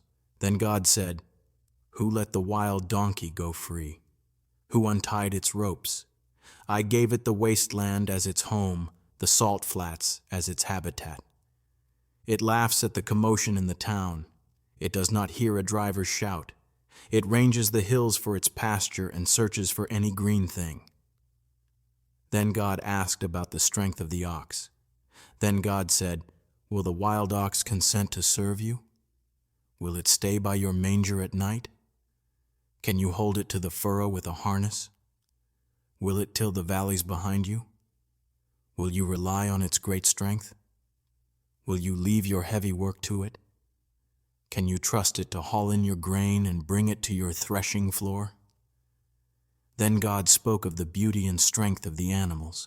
Then God said, "The wings of the ostrich flap joyfully, though they cannot compare with the wings and feathers of the stork. She lays her eggs on the ground and lets them warm in the sand, unmindful that a foot may crush them or a wild animal may trample them. She treats her young harshly, as if they were not hers. She cares not that her labor was in vain. For God did not endow her with wisdom or give her a share of good sense. Yet when she spreads her feathers to run, she laughs at horse and rider." Then God spoke of the horse. Then God said, "Do you give the horse its strength, or clothe its neck with a flowing mane? Do you make it leap like a locust, striking terror with its proud snorting? It paws fiercely, rejoicing in its strength, and charges into the fray. It laughs at fear, afraid of nothing. It does not shy away from the sword. The quiver rattles against its side, along with the flashing spear and lance. In frenzied excitement, it eats up the ground. It cannot stand still when the trumpet sounds." Then God spoke of the hawk and the eagle. Then God said, "Does the hawk take flight by your wisdom and spread its wings toward the south? Does the eagle soar at your command and build its nest on high? It dwells on a cliff and stays there at night. A rocky crag is its stronghold. From there it looks for food. Its eyes detect it from afar. Its young ones feast on blood, and where the slain are, there it is." Then the Lord spoke to Job once more, his voice steady and challenging. Then God said, "Will the one who contends with the Almighty correct him? Let the one who accuses God answer him." Then Job answered, his voice quiet, humbled before the greatness of God. Then Job said, "I am unworthy. How can I reply to you? I put my hand over my mouth. I spoke once, but I have no answer. Twice, but I will say no more. Then the Lord spoke to Job out of the storm, his voice strong and mighty.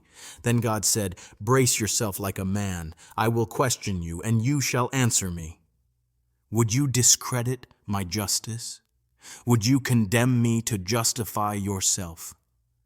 Do you have an arm like God's, and can your voice thunder like his? Then adorn yourself with glory and splendor, and clothe yourself in honor and majesty. Unleash the fury of your wrath. Look at all who are proud and bring them low. Look at all who are proud and humble them. Crush the wicked where they stand. Bury them all in the dust together. Shroud their faces in the grave. Then I myself will admit to you that your own right hand can save you." Then God spoke of the behemoth, a creature of great power. Then God said, "Look at behemoth, which I made along with you, and which feeds on grass like an ox.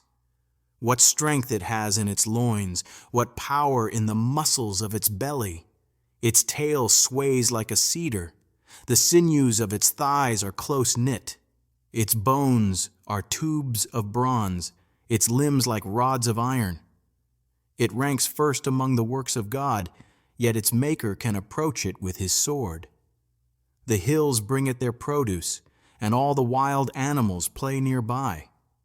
Under the lotus plants it lies, hidden among the reeds in the marsh.